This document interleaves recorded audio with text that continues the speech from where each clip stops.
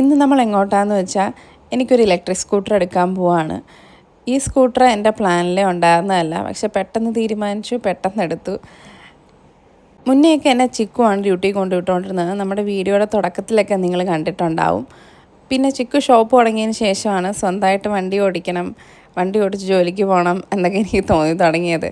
അപ്പോഴത്തേക്കും ചേച്ചിയുടെ ഒരു പഴയ സ്കൂട്ടർ ഉണ്ടായിരുന്നു, ഞാൻ അതാണ് യൂസ് ചെയ്തുകൊണ്ടിരുന്നത്. നിങ്ങൾ വീഡിയോയിലൊക്കെ കണ്ടിട്ടുണ്ടാവും.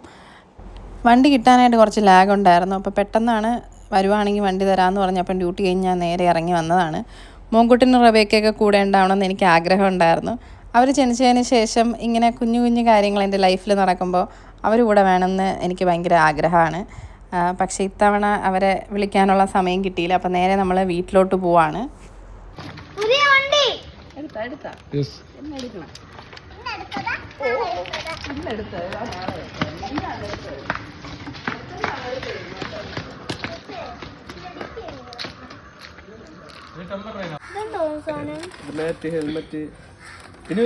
ഇപ്പൊ കണ്ട ഈ എക്സൈറ്റ്മെന്റ് വണ്ടി എടുക്കുന്ന സമയത്ത് കാണണം എന്നാണ് എനിക്കുണ്ടായിരുന്നത്. പക്ഷേ ഇത്തവണ പറ്റിയില്ല. എന്തായിരുന്നാലും അവർ വണ്ടിയിൽ ഒരു റൗണ്ടൊക്കെ പോയി കറങ്ങിയിട്ട് വന്നിട്ട് പിന്നെ ഞാൻ അവിടെ നിന്ന് നേരെ ചിക്കുവിൻ്റെ വീട്ടിലോട്ട് വന്നു. എല്ലാ തവണയും നമ്മൾ പ്രാർത്ഥിച്ചിട്ടാണ് വണ്ടി ഇറക്കാറ്. പക്ഷേ ഇത്തവണ പെട്ടെന്നായതുകൊണ്ട് പാസ്റ്ററിനെ ഒന്നും വിളിക്കാൻ പറ്റിയില്ല.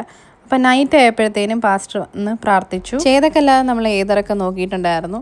പക്ഷേ ഏതറൊക്കെ കുറച്ച് റേറ്റ് കൂടുതലല്ലേ, എനിക്കത്ര ഓട്ടം വരുന്നില്ല.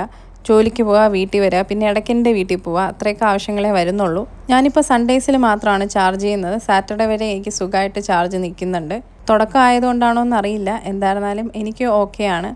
എനിക്ക് വേണ്ടി ഞാൻ എടുക്കുന്ന ആദ്യത്തെ വണ്ടിയാണ്, അതുകൊണ്ട് തന്നെ ഞാൻ കുറച്ചധികം ഹാപ്പിയാണ്.